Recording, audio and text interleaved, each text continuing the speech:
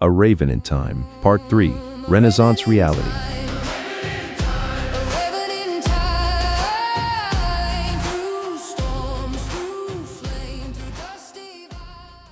The temporal landing deposited Corvus directly into what appeared to be organized chaos. He tumbled through the air and crashed into a collection of wooden contraptions, rope, and what felt suspiciously like very large feathers, before coming to rest in a pile of sketches covered in backwards writing. Magnificent. Roman bureaucracy, and now I'm in some sort of... A voice echoed through the cluttered space, speaking in rapid Italian, punctuated by the kind of excited muttering that suggested either genius at work or complete madness. Possibly both.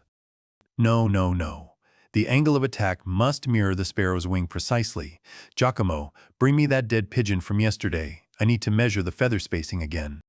Corvus hopped onto what appeared to be a wooden framework designed to strap wings to a human being and immediately understood where the universe had deposited him this time. He was in a workshop that looked like the intersection of an engineering laboratory, an artist's studio, and a very disturbed anatomist's dissection room. Sketches covered every surface-flying machines, human anatomy, mechanical devices that defied easy categorization, and everywhere, birds. Dead birds, live birds, birds in various stages of being studied, measured, and apparently redesigned by someone who thought he could improve on millions of years of evolution. Oh, this should be entertaining, Corvus said, settling on his perch to observe. At the center of the organized madness stood a man with wild hair, paint-stained robes, and the kind of intense focus that suggested he hadn't slept in several days. He was examining what appeared to be a contraption of wood, canvas, and an alarming number of pulleys and gears. This could only be Leonardo da Vinci, and he was clearly preparing to demonstrate that human intelligence could triumph over the basic laws of physics. Master Leonardo, are you certain about the wingspan calculations? They seem optimistic. Optimistic? My dear Giacomo, I have studied every bird from sparrows to eagles. I have dissected their wings, measured their bones, calculated their muscle ratios. This machine is not optimistic. It is inevitable. Corvus cocked his head. The confidence was familiar, but where Romans had approached flight through brute force engineering, this human seemed to believe that understanding the mechanics of flight would somehow overcome the fundamental problem that humans were not, in fact, birds. But Master, the weight of a human compared to... Details. Once we achieve the proper wing motion, weight becomes irrelevant. It is all about understanding the secrets of the air itself. A small commotion near the workshop's corner caught Corvus's attention. A sleek tabby cat had emerged from behind a stack of anatomical drawings, and it was watching the proceedings with the kind of professional interest that suggested it had witnessed this particular brand of genius before. Here we go again, another flight experiment. You'd think 3 years of watching him crash into the Arno would teach him something. The cat said, though it was speaking quietly enough that the humans wouldn't hear. Corvus nearly fell off his perch. You have. I'm Misha. I've been living with Leonardo for 5 years, watching him dissect everything that moves and sketch everything that doesn't. You must be here for the show. Actually, I'm a time tourist. I observe human flight disasters across. Time tourist? How fascinating. Tell me, do humans ever figure out that wing flapping isn't? She launched herself at Corvus without warning, claws extended. Corvus shot into the air just as sharp claws whistled through the space he'd occupied. What was that about? Misha landed gracefully and sat down, licking her paw with apparent nonchalance. Sorry, you're a bird, I'm a cat. It's nothing personal, just instinct. Where were we? Oh yes, Leonardo's fundamental misunderstanding of lift dynamics. You were just trying to kill me. Catch you. There's a difference. Though I suppose from your perspective, the thing about Leonardo is that he observes everything but understands nothing. He's measured wing bones from dozens of birds, but he thinks it's all about flapping harder. She crept forward slightly, apparently unable to help herself. Corvus kept a careful distance as he settled on a different perch. And you couldn't just explain it to him? Oh, I meow. Detailed explanations at him daily. He just pets me and goes back to sketching birds wrong. Apparently, you need opposable thumbs to be taken seriously. Being an actual predator who catches birds for breakfast doesn't count. Sorry, you need to stop moving. Everything about how you hop is making me want to pounce, and I'm trying to be civilized here. The way the light's hitting your feathers is very distracting. I'm staying right here, thank you. Suit yourself. Anyway, watch this latest disaster. He's convinced himself that if he can just get the wing beat frequency right, a human can achieve sustained flight. Leonardo was now strapping himself into what appeared to be the most complex flying apparatus Corvus had seen since the Romans. Wings made of wood and canvas, stretched 15 feet in each direction, connected to an intricate system of pulleys, gears, and what looked like an exercise contraption designed by someone who had never actually seen a bird in flight. Citizens of Florence, today human ingenuity shall conquer the very heavens. Today we shall soar as the birds soar, through understanding rather than mere hope. Here we go. Misha muttered, then made another casual swipe at Corvus. Whoops, sorry, reflex. A mouse had poked its head out from behind a pile of mechanical drawings, apparently drawn by the commotion. Oh no, not again. Last time he crashed through the roof of the bakery and knocked over 3 weeks' worth of flour storage. Took me days to find all the good bits in that mess. At least you got dinner out of it. True. Though I prefer my food without splinters of flying machine mixed in. Very true. That maniac has been measuring my wing bones for months, trying to understand how I achieve impossible flight angles. If he'd bothered to ask, I could have explained echolocation and wing membrane dynamics in 10 minutes. A bat hanging upside down from the workshop rafters had opened one wing irritably. But where's the genius in that? Leonardo needs to discover everything himself, preferably by crashing into it at high velocity. Misha asked sarcastically, making another absent-minded lunge toward Corvus's perch. Why are you two whispering? Misha can talk at normal volume. Have you seen the size of that cat? We've learned to keep our voices down. Survival instinct. Also, Leonardo has ears like a hawk when it comes to unusual sounds. Start chattering at full volume and suddenly you're in a specimen jar being studied. Misha's big enough to look after herself. We're not. Are you calling me fat? He's calling you safe. Take the compliment. Leonardo had finished strapping himself into his flying machine and was now positioned on what appeared to be a launching platform constructed on his workshop roof. The contraption looked like a cross between a bird's wing, a torture device, and the fever dream of someone who had read too many descriptions of flight without ever actually experiencing it. Behold, I have solved the mystery of flight through careful observation and scientific method. Scientific method. He's observed flight the way a blind man observes color. The secret is not in the shape of the wing alone, but in the motion. Birds do not merely glide. They swim through the air itself, pushing against it as a swimmer pushes against water. Corvus had to admire the confidence, even if the physics were spectacularly wrong. This was a different kind of human arrogance than he'd witnessed with the Romans. Where they had applied brute engineering force, Leonardo believed that intellectual understanding would somehow overcome biological limitations. Ready the mechanism. Leonardo called to his assistants. Giacomo looked like a man preparing to witness either a miracle or a funeral, possibly both. Are you certain about the gear ratios, Master? The calculations suggest that to achieve the necessary wing speed, you'll need to flap approximately. Mathematics is the language of God, my dear boy, and God has revealed to me the secret of flight. The crowd below was growing larger as word spread that Leonardo was attempting another flight experiment. Corvus could see money changing hands. Apparently betting on Renaissance genius was as popular as wagering on Roman engineering. 10 florins says he doesn't make it past the fountain. 20 says he better land in the fish market. The miller called with the voice of experience. Leonardo began working the mechanism of his flying machine. The wings started to move up and down with mechanical precision, accompanied by a sound like a very large, very complex coffee grinder. The entire contraption vibrated with barely controlled energy. It's working. I can feel the lift beginning to build. He can feel the platform shaking itself apart. Misha observed dryly, then pounced toward Corvus again. Sorry, involuntary response. Your tail feathers are just so twitchy. The wing flapping reached crescendo. Leonardo's machine was beating the air with tremendous force, creating wind patterns that were disturbing papers and small objects throughout the courtyard. For a moment, it almost seemed like something might happen. Then, the left wing gear mechanism jammed. What followed was less flight than mechanical catastrophe. Leonardo's carefully calculated wing beats became erratic, flailing as the machine tore itself apart around him. Wooden struts snapped, canvas tore, and pulleys went flying as the entire contraption launched itself and Leonardo into the afternoon sky with all the grace of a broken siege engine. Eureka! The secret is in the gear ratios. Leonardo shouted as he sailed through the air, apparently interpreting mechanical failure as successful flight. He crashed through the roof of what was definitely the bakery, judging by the explosion of flour and the distinctly flowery profanity that followed.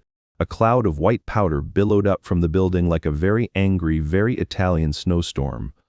The crowd in Leonardo's courtyard erupted in cheers and applause, as if they'd just witnessed the successful demonstration of human flight rather than another expensive lesson in why genius and physics don't always agree.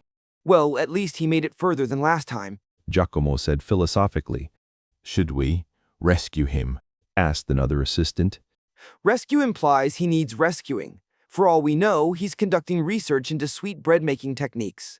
From the direction of the bakery came Leonardo's voice, apparently having made an important discovery among the wreckage.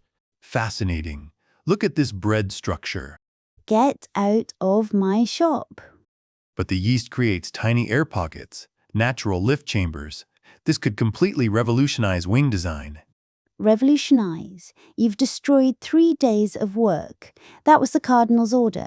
The Cardinal will understand. Science demands sacrifice. Your science demands my sacrifice. That's the 4th time this month. 4th? No. The pottery shop was 2 weeks ago. That doesn't count. It's the 3rd. The 3rd of the month. Well, time flies when you're revolutionizing human achievement. The only thing is you. Into my roof. Again. A moment later, Leonardo emerged from the flour-covered bakery carrying a loaf of bread that had been broken clean in half by his dramatic entrance. He was examining the interior with the intense focus usually reserved for anatomical dissections, apparently undeterred by the increasingly loud Italian profanity behind him. Delicious and aerodynamically revolutionary. He took a large bite from one half of the loaf, flour still cascading from his hair. My compliments to the baker. I shall name an aerial screw after you. The baker appeared in the doorway, flour-covered and wielding a large rolling pin with clear intent. Genius is rarely appreciated in its own time. Leonardo called back cheerfully, still munching on his research specimen. I need to start gathering temporal components. Corvus told Misha, who was still eyeing him with predatory interest. What do you need? She asked, creeping closer with the casual nonchalance of a professional hunter. Something that's absorbed time, something that defies time, and something that marks the passage of time. Misha's eyes brightened, though again, it was unclear whether from helpfulness or hunting instinct. Well, you're in luck. Leonardo's pencil there has been worn smooth by 5 years of constant sketching. Definitely time absorbed. And that model of his corkscrew helicopter should work perfectly for something that defies time. It's at least 3 centuries ahead of anything humans can actually build. She gestured with her paw toward a workbench covered in mechanical models and drawings. As for something that marks time, try his sandals. The man walks all over Italy measuring and sketching everything. The leather bindings show wear patterns from Florence to Milan and back. Any advice on gathering them without getting caught? He won't notice you. He'll want to start on his next flying machine immediately, and all attention will be on his latest theories about wing membrane flexibility. She made another casual swipe at Corvus. Whoops, sorry, it's like a compulsion. From across the courtyard came the sounds of Leonardo returning from his impromptu bakery research, apparently having solved the problems with his previous design through the simple expedient of crashing into things. He was covered head to toe in flour, looking like a very enthusiastic ghost with engineering ambitions. Giacomo, quickly, I need fresh canvas and stronger gears. I've discovered the secret. It's not about flapping faster. It's about internal air chambers like bread dough. Here we go. Design iteration number 47. At least this one might smell better when it crashes. Actually, I think we're up to 53, though they all seem to involve the same fundamental misunderstanding of how wings actually work. And they all end with free food falling from the sky. I'm quite looking forward to his next flaky experiment. Leonardo burst into his workshop with the enthusiasm of someone who had just personally revolutionized human transportation. His hair was full of flour, his robes were white with powder, and he was grinning like a man who had just discovered the secret to eternal bread. My friends, The experiment was a complete success. I have identified the precise modifications needed for sustained human flight. Master, you crashed through Benedetto's roof and destroyed half his bread inventory.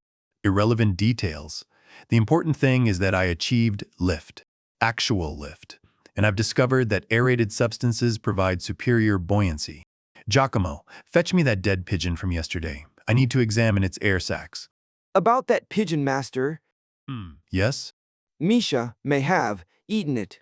All eyes turned to Misha, who was grooming her paw with the satisfaction of someone who had solved the problem of dead pigeon storage in the most efficient way possible. I was conducting my own anatomical research. It was very thorough and delicious. Misha said to Corvus. Misha, that was a perfectly good research specimen. Meow. Misha replied innocently, which Leonardo interpreted as an apology, but Corvus understood as, it was perfectly good dinner. No matter. I'll catch another pigeon, or perhaps a dove, something with properly observable air sacs. Good luck with that. Word gets around. He rushed to his workbench and began sketching furiously, his pencil moving across paper with a kind of fevered intensity that suggested either breakthrough genius or complete obsession. You see, the error was in the gear ratios. I was attempting to replicate the wing speed of a sparrow when clearly I should have been studying the larger raptors. Eagles, hawks, falcons. They understand efficiency. Leonardo explained to his assistants while drawing. Corvus watched the pencil wearing itself down against the paper as Leonardo sketched out increasingly complex mechanical designs. The implement was worn smooth from years of constant use, shaped by genius and obsession into something that had definitely absorbed considerable time. The canvas must be lighter, the frame stronger, and the gearing more precise. With these modifications, human flight becomes not merely possible but inevitable. While Leonardo sketched his next iteration of mechanical disaster, Corvus spotted his opportunity. The workshop was chaotic enough that a small raven could move relatively unnoticed, especially with everyone focused on Leonardo's latest breakthrough insights. He glided down toward the workbench, where the corkscrew helicopter model sat among dozens of other mechanical drawings and contraptions. The device was intricate, beautiful, and completely impossible, a design that wouldn't be buildable for centuries, if ever, perfect for something that defied time. Misha was immediately alert to his movement, her hunting instincts overriding their conversation. Intellectually, I understand you're trying to gather components, but emotionally, you're a bird, and I really want to. She pounced. Corvus snatched a piece of paper from the helicopter model and shot skyward just as claws raked the workbench where he'd been standing. Got it. Sorry. I tried to resist. It's stronger than my will to be civilized. What's stronger than the will to be airborne? Leonardo asked, looking up from his sketching. Nothing, Master. Misha replied in the kind of meow that humans interpreted as cute affection rather than frustrated predatory apologetics. Leonardo smiled and returned to his work, completely oblivious to the conversation that had been taking place literally under his nose. One more component. Corvus told the assembled animals. The sandals are by the door. They'll watch out for Misha. She's been stalking you like you're made of tuna. I can't help it. It's like trying not to breathe. Misha protested, then immediately crouched into hunting position as Corvus flew toward the sandals. Leonardo's sandals were indeed perfect temporal markers. The leather binding showed wear patterns from countless miles of walking, studying, and observing. Years of Renaissance curiosity had worn grooves in the leather that told the story of intellectual obsession made manifest in shoe wear. Corvus dove for the sandals just as Misha launched herself from across the room. This time, however, she'd miscalculated. Leonardo was standing directly in her flight path. Misha, what's gotten into you today? Leonardo exclaimed as 15 pounds of tabby cat collided with his legs. Bird? Misha explained in a fine flurry of cat meows, while Leonardo interpreted it as feline affection.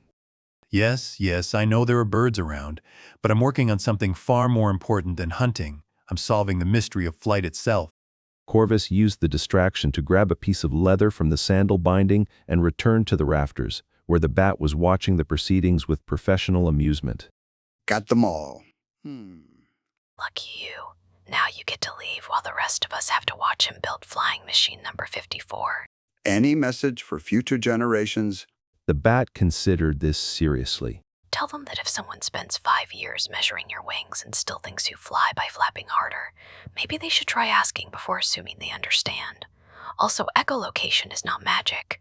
It's just advanced physics. I'll remember that. Corvus promised, arranging his components: Leonardo's time-worn pencil fragment, paper from the impossible helicopter, and leather from the Renaissance wanderer's sandals in a triangle on the workshop's highest beam. Below, Leonardo was already sketching his next flying machine while explaining to Giacomo why this design would definitely work better than all the previous ones. The key is studying bird anatomy more precisely. I need to dissect more specimens, measure more wing bones, calculate more muscle ratios. Master, perhaps we should also consider that there might be some differences between birds and humans that can't be overcome through engineering? Nonsense. All problems can be solved through careful observation and applied intelligence. I simply need to observe more carefully. Left hop, right hop, wings up, wings down, Corvus muttered, beginning his ritual dance while Leonardo planned his next assault on the laws of physics. The components began to resonate. The pencil fragment hummed with absorbed genius. The helicopter paper crackled with impossible innovation, and the sandal leather pulsed with the rhythmic wear of intellectual wandering. Head bob twice, tail flick, and Corvus struck the pencil fragment 3 times. Reality became negotiable just as Leonardo declared his latest breakthrough. I have it. The secret is not in copying bird flight, but in improving upon it through human engineering. Tell the next ones that measuring things doesn't mean you understand them. The bat called as the time stream caught Corvus. And sorry about all the pouncing. It really wasn't personal. Misha added, as he tumbled through time, carried by Renaissance genius magic and the accumulated wear of intellectual obsession. Corvus reflected that humans had a remarkable talent for studying something intensely while completely missing the point. Leonardo had spent years measuring birds, dissecting wings, and calculating flight mechanics, yet had somehow concluded that the solution was to make humans flap harder. It was like studying water by looking at ice and concluding that the secret to swimming was becoming more frozen. some things never change. Human confidence, intellectual arrogance, and the persistent belief that understanding something in theory is the same as successfully replicating it in practice. Corvus muttered as the sounds of Renaissance innovation faded into temporal distance. The components whispered their pure chronological energy, carrying the essence of genius, impossibility, and obsessive wandering into the time stream. Somewhere ahead, another era waited with its own unique approach to conquering the sky. Genius, he'd learned, was just a fancy word for wrong with confidence. This has been A Raven in Time, written by Philip Gray, digital narration by Chatterbox TTS, published by Pleased Reader. An imprint of Ozledge, copyright 2025 by Philip Gray, production copyright 2025 by Ozledge, all rights reserved.